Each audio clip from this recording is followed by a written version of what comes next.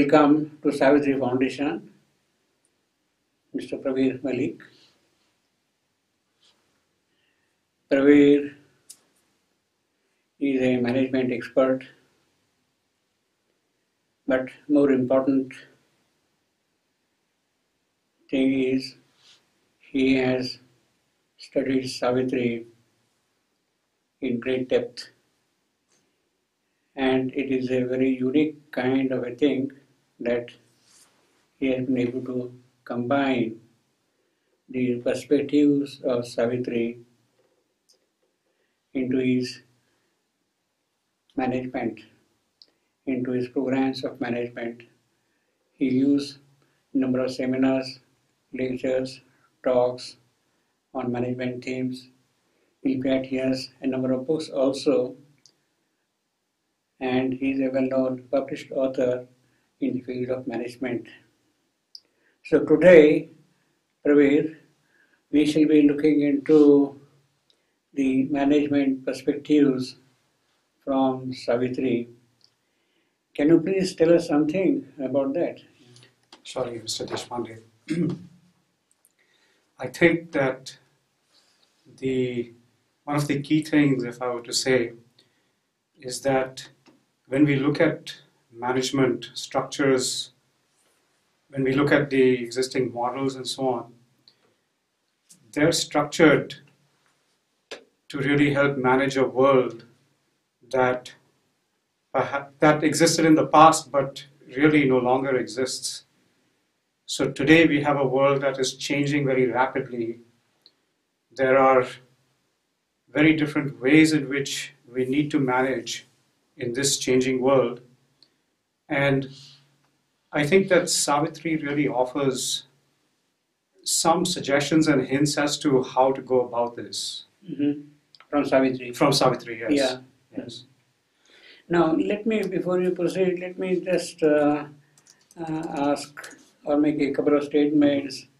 See, Savitri is a literary poem. It is a literary piece of work.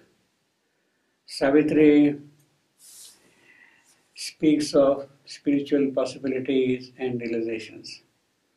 In fact, there is an infamous statement by the author of the Lives of Sherman, calling Savitri a fictional creation. Savitri, a fictional creation. And of course, we are also aware that the mother calls it, Savitri, as a supreme revelation of Sri Aurobindo vision. Now, with that kind of background or notion about Savitri which we have, generally that is how we look at Savitri as a spiritual poem.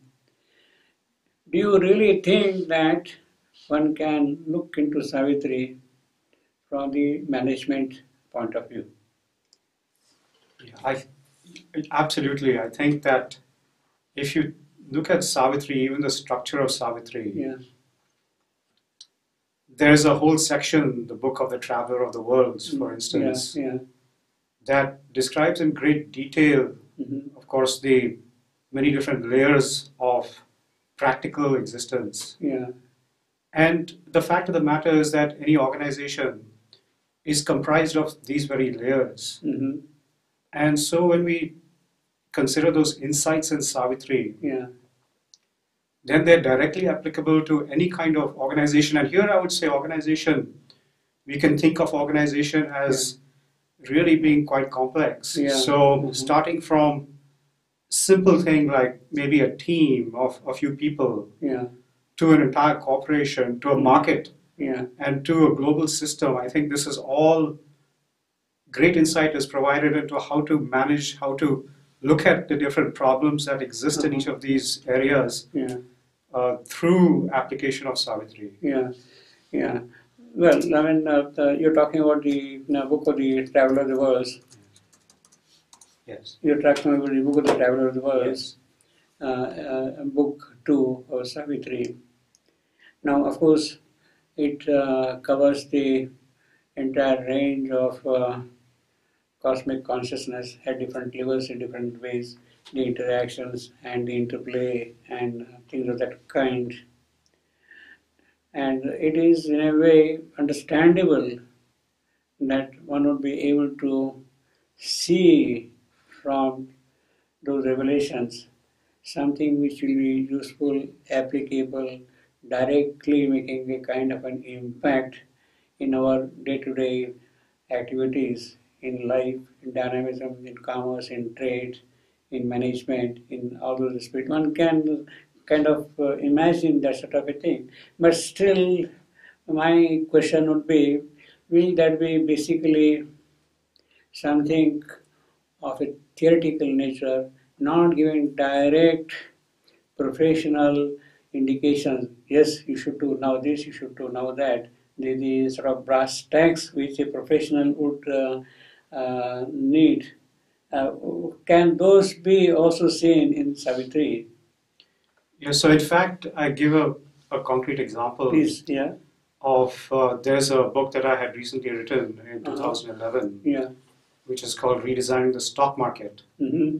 And that was based on certain insights that I gained from Savitri. Mm-hmm. So, for instance, if we think about the three layers, the physical, the vital, and the mental, mm-hmm. then from that perspective, if we look at what's happened with all the global markets and mm-hmm. stock markets, yeah. and we ask ourselves, first of all, is it useful to understand what level they are mm-hmm. operating from and at? Yeah. And when we do an analysis and figure out, so for example, in Savitri, there's great description of what it is to exist in a life world or a vital world, yeah. with all its vicissitudes, yeah. and its uncertainties, its yeah. randomness, yeah. A lack of aim, and so on. Yeah. And that's directly, we can say that the global markets have been following a trend, and certainly for the last 20 years or so have existed very securely in the vital level. Uh-huh. Uh-huh. So the question is then, if we know for a fact that they are at the vital level, yeah. and if in Savitri there's also insight into how do you move from one level to the other, what does yeah. it mean to exist at a certain yeah. level, yeah. then can you take that insight and can you apply it to shift at the way global markets work? Yeah. Uh-huh. And I would say absolutely yes. So if we know, first of all, that it's at the vital level, yeah. and yet if we look more deeply into yeah. the tools and the theory that drives finance. Yeah. So for example, I mentioned a few, okay. like efficient market hypothesis, for instance, yeah. or modern portfolio theory. Mm-hmm. These tools are very central to the way that finance really thinks of different possibilities. Yeah, okay. And they exist, one can say, at the mental level. Mm. These tools are at the mental level, yet Mm-hmm. when it comes down to action, yeah. and the way that the operation is taking place day to day, yeah. it's at the vital level. So these tools are inadequate. yeah. They're not really structured or modeled yeah. to address the real things that are happening day to day. Mm-hmm. And therefore, when we think that we are operating in an efficient market hypothesis and Yeah. we're making decisions based on that, and we're Yeah. really not, yeah.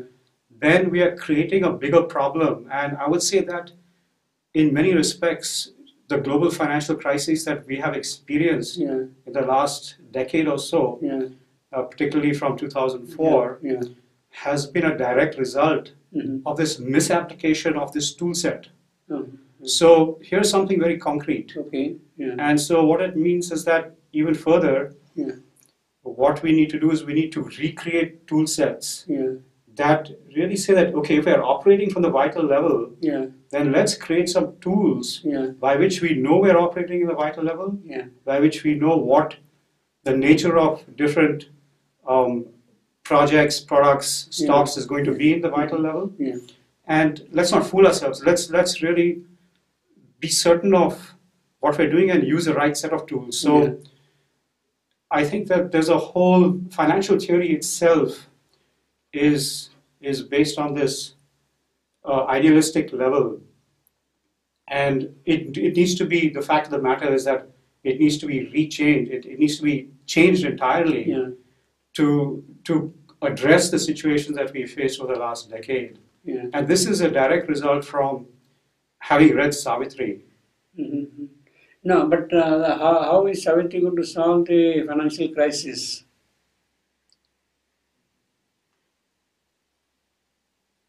Well, the first thing is Yeah. awareness. Yeah. So Yeah. one Yeah. Uh-huh. becomes aware Yeah. that there is a misapplication. So we're living in a vital realm, but Yeah. we're trying to apply mental tools. Yeah. And if that awareness exists, Mm-hmm. then that's a step towards a solution. Mm. Because now, suppose knowing that we're in a vital level, we create vital tools. So, for Yeah. example, some kinds of vital tools we might be able to create Yeah. is the fact of the matter is that if we think about how investments are made Yeah. in today's world, oftentimes they're not based on, say, the reality of a balanced outlook, but it's based on fear and greed. Yeah. Yeah. Fear, so greed feeds greed. Yeah. So what happens is that then there's a lot of investment that chases the greed. Yeah. As a result, the stock will climb astronomically. There'll be bubbles that be created, Yeah. and at some point, fear kicks in. Yeah. That okay, I'm going to lose all this. So the opposite movement takes place, and there's a drop. Mm-hmm. Mm-hmm. And if we recognize that it's greed and fear that is driving investment, Mm. and it's not your portfolio theory, it's not your efficient market hypothesis, Yeah. then you're a step closer Yeah. to addressing the real problems that we are seeing around us. Because also the fact is that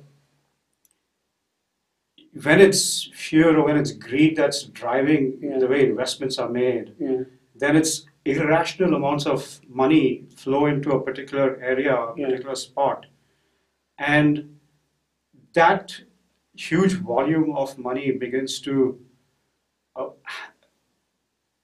marginalize any real object of investment. Mhm. So, Mhm. for instance, we want to create a product that enriches people's lives, say, Yeah. Yeah.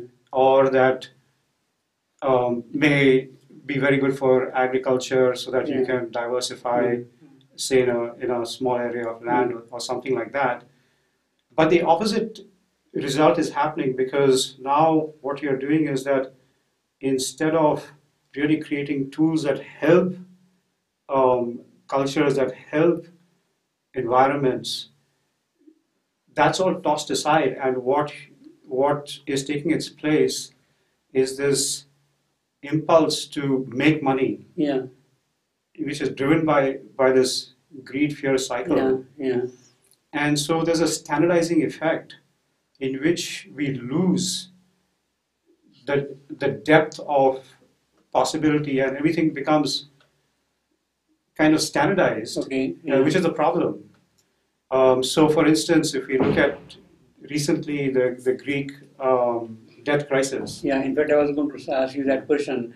How that can be resolved in the light of Savitri, for instance? yeah. Because here you have a European Union Yeah. that is driven by monetary concerns Yeah. over, say, indigenous culture. Yeah. And it's like this, there's in Merchant of Venice, Shakespeare's Yes. Merchant of Venice, when Shylock the trader says that, okay, if you don't pay me, then I have a pound of your flesh. Yeah. Yeah. The problem is that, yes, it may be pound of flesh, but Yeah. then what about the blood? What Blood, about the yeah, spirit? yeah. When you take a pound of flesh, you're Yeah. also taking Obviously. all of that. Yeah. So today's deals, and for example, the Greek debt crisis, because Yeah. they have not been able to make certain payments on Yeah. time. Yeah. Therefore, you're saying that you now want to appropriate the way this country works Yeah. and stipulate how it should really conduct its investments and how people should live their lives. Yeah. And in a sense, you are extracting much more than a pound of flesh. Yes. You are destroying the spirit and culture of the country. Yeah. And I think that's a real problem. But then, how can that be focused and also solved the problem? So it's through, I think, first of all, it's through a realization or an awareness that we have to revisit the nature of investment and what it means to try and develop a country or a region. And it's not just about a monetary return, which is something that becomes the case when we are just addressing it from the vital level. And we have to see that a longer term fulfillment would be much more would be better addressed if we began to approach it, say, from the mental level rather than the vital level, for instance. So there's a certain assent that's required, an assent in orientation. And in Savitri, in Book of Travel of the Worlds, Ashwapati makes this assent in order to solve some very practical problems of existence. He has to make that assent to reach a certain station by which he can begin to solve things. And so that assent, that orientation shifting from the physical to the vital to the mental and beyond is, I think, absolutely necessary to address these practical issues that we face, for example, that we've been facing for the last 10 years.